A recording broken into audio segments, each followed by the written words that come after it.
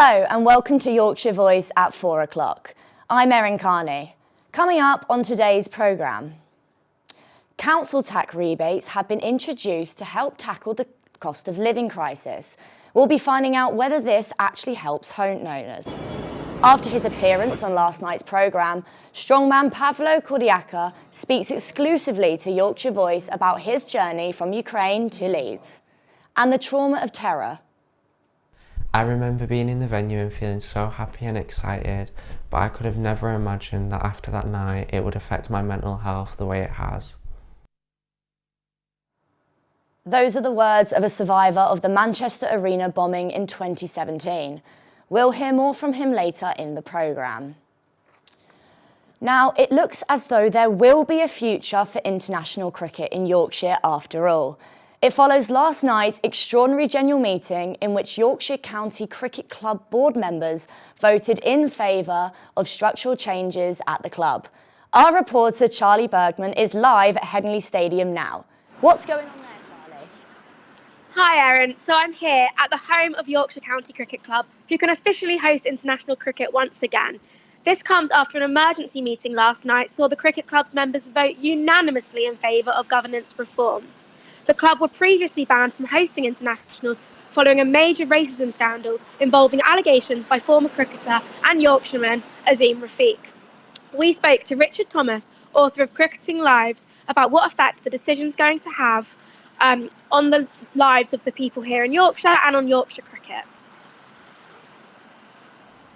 Well, I think the jury's still out. Let's hope that it's going to signal a more positive future for Yorkshire and the people who support it and play for the club. I think Yorkshire's got quite a difficult relationship with diversity. Didn't admit any players that weren't even born in Yorkshire until 1992.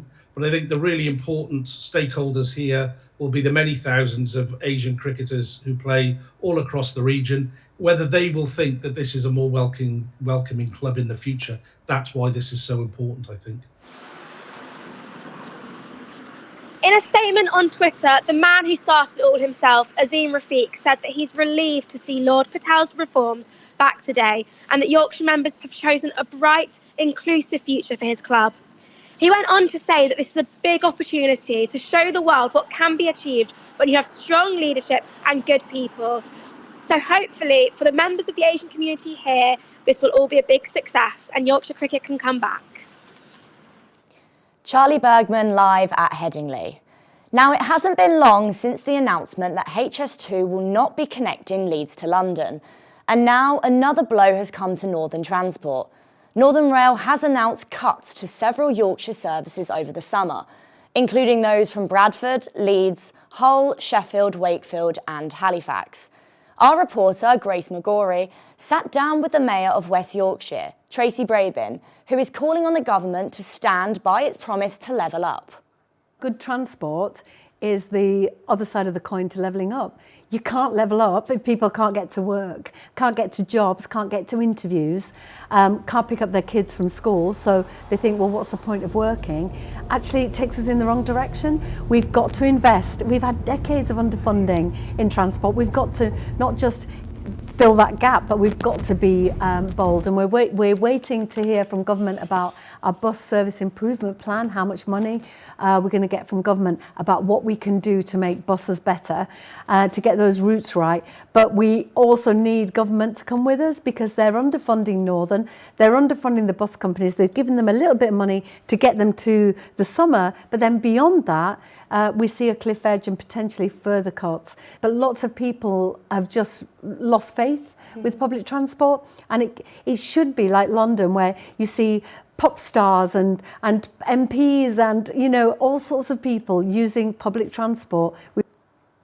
Now, if you have followed our programmes this week, you will know that Pavlo Kordiaka has travelled from Ukraine to the UK to take part in the World's Strongest Man Arena Tour. He has pushed himself to become the strongest in many ways, but the ongoing war in Ukraine has been his hardest test to date. Pavlo has spoken exclusively to Yorkshire Voice about his journey. Abby Lord reports. Pavlo Kordiaka is Ukraine's strongest man. Even with the ongoing war in Ukraine, he's been training every single day to prepare to come across to the UK and compete in the giant World's Strongest Man Arena Tour. Pavlov has hope of bringing home the title of Europe's Strongest Man to make himself, his family and his country proud. The first direct arena in Leeds will be the first stop on the giant World's Strongest Man Arena Tour, and Pavlov has travelled all the way from Ukraine to compete. It was very difficult in this time. My country's war. Russia bombing my hometown, my country, killed our people, and every day, every night is air alarm, and we go into shelter.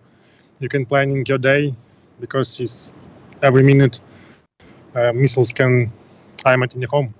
Life in Ukraine has been difficult for Pavlo, but he has shown his strength in so many different ways, one being powering through the struggles that his country now faces because of the war. And from Krakow, we have flight to Leeds, and 31 March we will arrive to Leeds.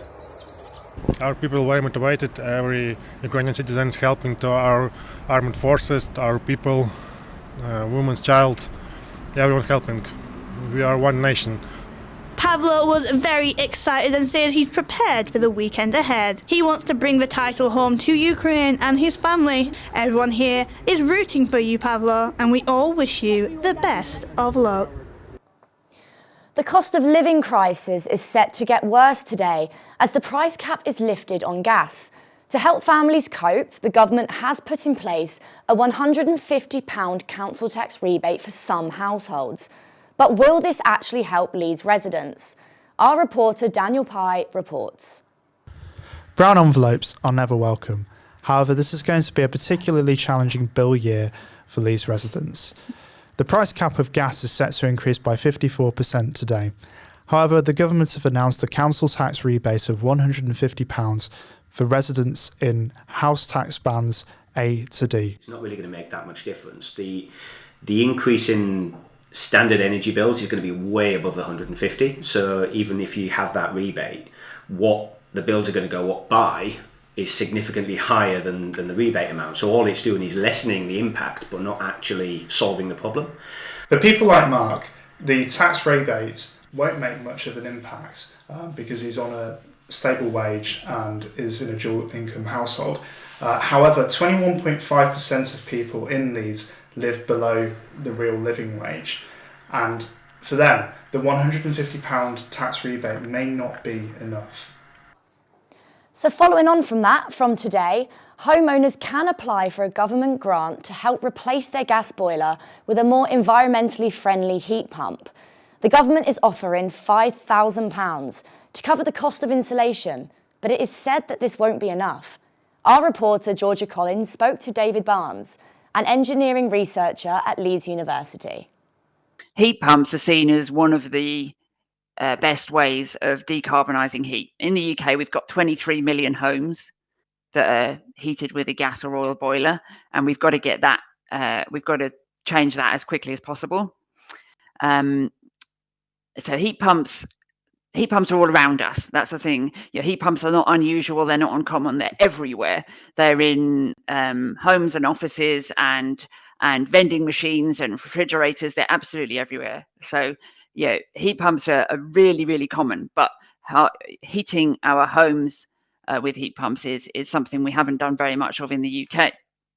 When the scheme does come into force, essentially what it will mean is that, so at the moment, the main the cost of putting a heat pump in, on average, it's about £10,000. Right. Okay, that's an average for a kind of straightforward air source heat pump. So you don't think the grant will cover this for people? It won't cover the cost? No, it definitely doesn't cover the cost. No. To install a gas boiler, it's around £2,000. I know you can get them cheaper than that and more expensive, of course, depending on your how big your home is and what other work needs doing. But so let's say roughly £2,000. So a heat pump on average £10,000 gets reduced by £5,000 is still a huge gap. Yes. So still, it's not going to be an option for lots of households to afford this. They're just not going to have that kind of money available. Now, it's been almost 5 years since the terror attack on a concert venue in the north of England. 22 people lost their lives when a homemade shrapnel bomb was detonated at the Manchester Arena. Almost 14,000 people were there for an Ariana Grande concert. One survivor opened up about his struggles with his mental health since the attack. Shanine Bruder reports. Ariana Grande superfan Denver was one of the 14,000 people who attended the concert in Manchester in 2017. He was seated directly above the foyer where Salman Abedi detonated a shrapnel homemade nail bomb as people were leaving the venue. Just moments after the attack, Denver had to evacuate the building, and the terror that he walked into has left what only can be described as unimaginable and painful mental scars. I bought me and my sister tickets to see Ariana Grande in Manchester in the UK. We were so excited that after finally waiting almost a year, we would finally be able to see her and I would finally see my idol. I remember being in the venue and feeling so happy and excited, but I could have never imagined that after that night it would affect my mental health the way it has. Since that night I have been diagnosed with post-traumatic stress disorder, anxiety and depression, which was a lot for me to deal with at such a young age. I knew I needed support, so I reached out to other survivors on my fan account on Twitter and we formed a support group. We would rely on each other on the anniversaries of the attack, and when we all were ready, we finally returned to the venue to help us get some closure. My sister really supported me too. She watched me turn down so many invites to concerts and events that she decided to take a job at the venue where the attack happened so that I would feel safe returning on my own. I finally returned to the venue to watch one of my favourite groups, Blackpink, and this was a big step in overcoming my mental health, and ever since then I have taken each day as they come and my mental health has finally started to get better. 5 years on and I still struggle day to day. Being in busy places and hearing loud bangs take me right back to that night. But now that I'm older, I realise now more than ever how important your mental health is and how important it is to reach out when you're struggling. Along with the survivors, the community of Manchester also continues to remember those who sadly lost their lives. In and around the city centre are paintings and memorials of the Manchester Bee, the staple of the city which now signifies a community who stood united in their darkest times to show their support to those who needed it the most. Shanine Bruder with that report. Now, the recycling rate in Leeds has seen a significant drop since 2016. As a result, the rate of fly tipping has skyrocketed.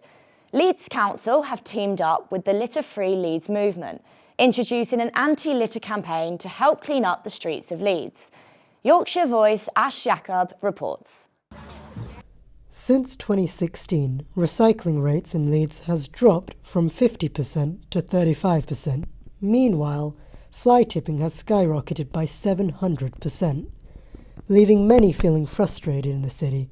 Leeds City Council is teaming up with Litter Free Leeds to launch a campaign to educate the public on how to recycle and give them the tools to dispose of waste properly.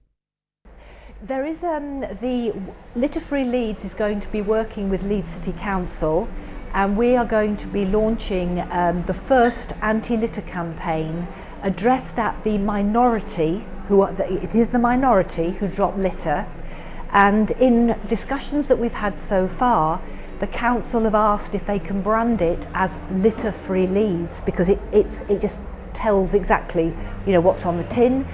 So all the materials will be funded by the council, but will be branded, and they're not even precious about their Leeds City Council logo being on the materials. As part of the campaign, the group will be conducting a case study in the worst areas in Leeds, such as Hyde Park. They will also be putting up posters around Leeds and going into universities to discuss the importance of recycling. They hope by the end of the campaign to see litter rates fall and recycling rise. Tomorrow marks the first day of Ramadan. This important time for Muslims requires fasting during daylight hours.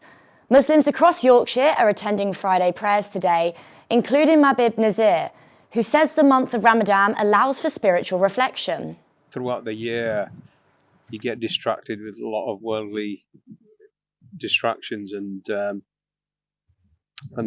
you just get into the midst of not focusing on yourself as much. Whereas Ramadan, it kind of takes away a lot of distractions and enables you to kind of reflect and help balance your mind, body and soul. It's a detox, not just a physical detox, a spiritual detox as well. It's that one day of the year when fake news becomes acceptable. From Boris Johnson resigning to Iceland's new CBD fries, April Fool's jokes have certainly been providing great entertainment. With Yorkshire being no exception, the Leeds Tab announced this morning that the University of Leeds and Leeds Beckett will be merging from September 22. Much to the dismay of students at this rival unis, one who commented, "I fell for this and cried." And Huddersfield Parkrun announced that they will be adjusting runners' finishing times depending on their facial expressions. A massive smile takes off 30 seconds, but full-on daggers add a minute. If only that was true. And finally, from April Fools to April showers, well, wintry showers, these will continue throughout the day and overnight, along with a cool breeze and lows of -4 degrees. Tomorrow, it will be cold and a frosty start to the morning with a mixture of sunshine and showers throughout the rest of the day. And that's all we have time for today. Join us on Monday for our 1 o'clock update and for our full programme at 4. Please get in touch with us if you have any stories and follow us on social media. Thank you for joining us and have a great day. Goodbye.